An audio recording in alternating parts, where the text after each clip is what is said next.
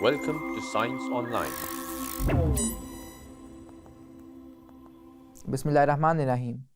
अस्सलाम वालेकुम प्यारे दोस्तों, साइंस ऑनलाइन के नए प्रोग्राम में खुश आमदीद।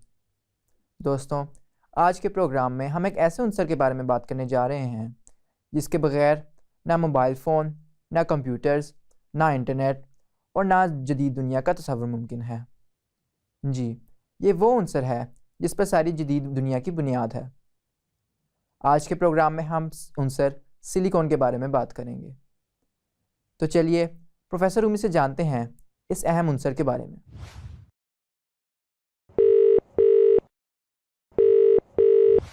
अस्सलाम वालेकुम प्रोफेसर रूमी। अस्सलामु अलैकुम मोविस और तमाम सीखने वालों को मेरा सलाम। प्रोफेसर साहब, हम रोज़ाना की बुनियाद पर मोबाइल फ़ोन, लैपटॉप और कंप्यूटर्स इस्तेमाल करते हैं, तो क्या वाकई में सिलिकॉन के बगैर इनका होना मुमकिन नहीं? बिल्कुल दुरुस्त मोविस, अगर सिलिकॉन ना हो तो आज की जदीद इलेक्ट्रॉनिक्स की दुनिया एक लम्हे में रुक जाए। सिलिकॉन एक कीमियाई उनसर है जिसका सिंबल Si और एटॉमिक नंबर 14 है। इसका एटॉमिक वेट 28 होता है।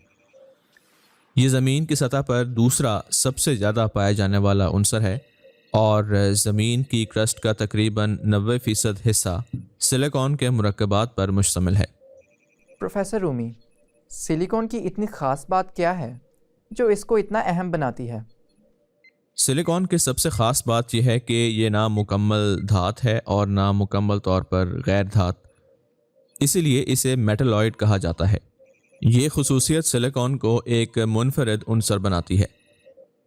इसकी खुसूसियात को अगर देखा जाए तो इसमें धात जैसी चमक होती है।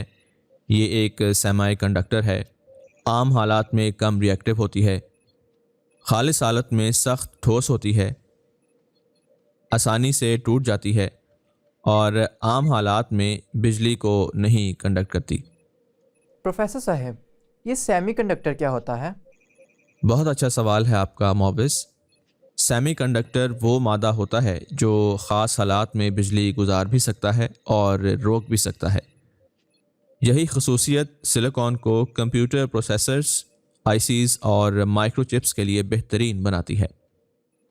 क्या यही वजह है कि सिलिकॉन को कंप्यूटर्स का दिल कहा जाता है? बिल्कुल, तमाम प्रोसेसर्स, माइक्रोचिप्स, ट्रांजिस्टर्स और डायोड्स सिलिकॉन वेफर्स पर बनाए जाते हैं। इसीलिए सिलिकॉन वैली का नाम भी इसी उनसर से रखा गया है। प्रोफेसर साहब, कंप्यूटर्स के अलावा सिलिकॉन कहाँ इस्तेमाल होता है? सिलिकॉन के इस्तेमालात बहुत वसी हैं।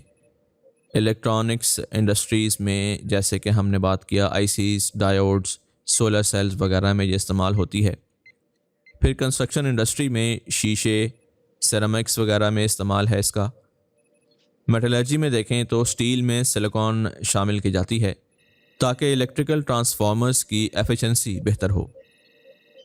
इसी तरह ल्यूब्रिकेंट्स एंड ग्रीस में इसका इस्तेमाल है।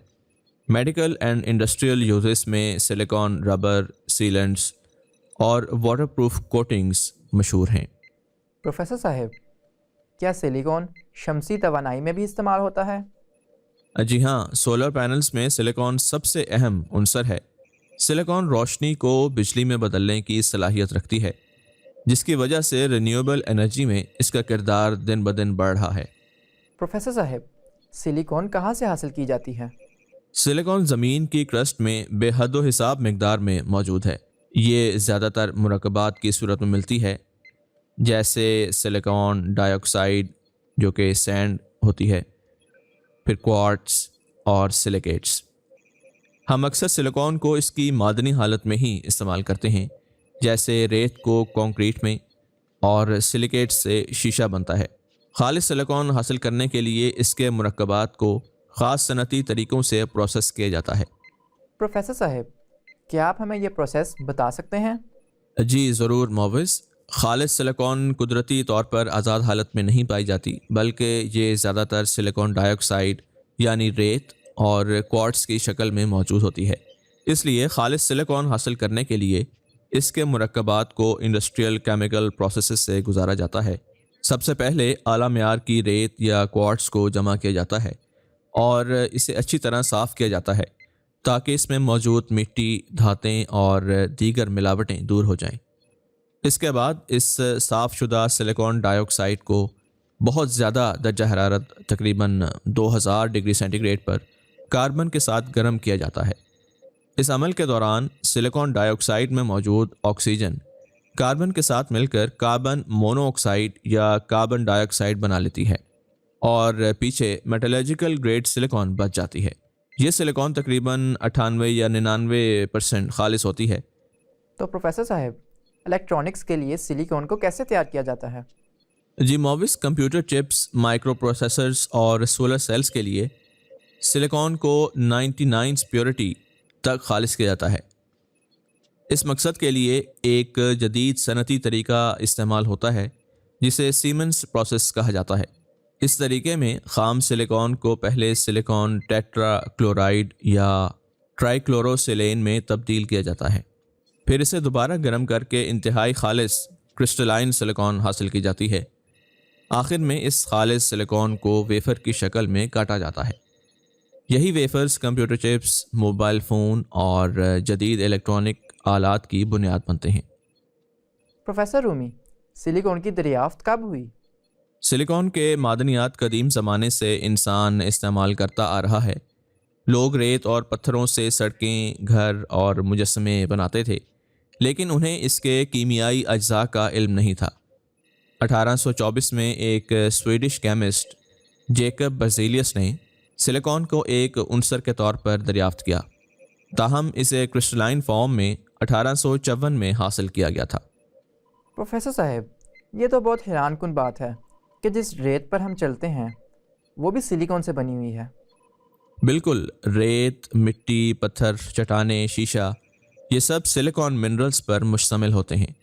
اسی لیے سلیکان نہ صرف ایبنڈنٹ ہے بلکہ سستا اور آسانی سے دستیاب بھی ہے، جو اسے صنعتوں کے لیے انتہائی اہم بناتا ہے۔ پروفیسر صاحب، سلیکون کے بارے میں کچھ اہم حقائق بھی بتائیں۔ سلیکان زمین پر دوسرا اور کائنات میں 8واں سب سے زیادہ پائے جانے والا عنصر ہے۔ پودوں کی سیل والز کو مضبوط بنانے میں سلیکان اہم کردار ادا کرتی ہے۔ اپولو 11 کے خلاباز چاند پر خالص سلیکان کی ایک چھوٹی ڈسک چھوڑ کر گئے تھے جس پر 73 ممالک کے پیغامات درج تھے۔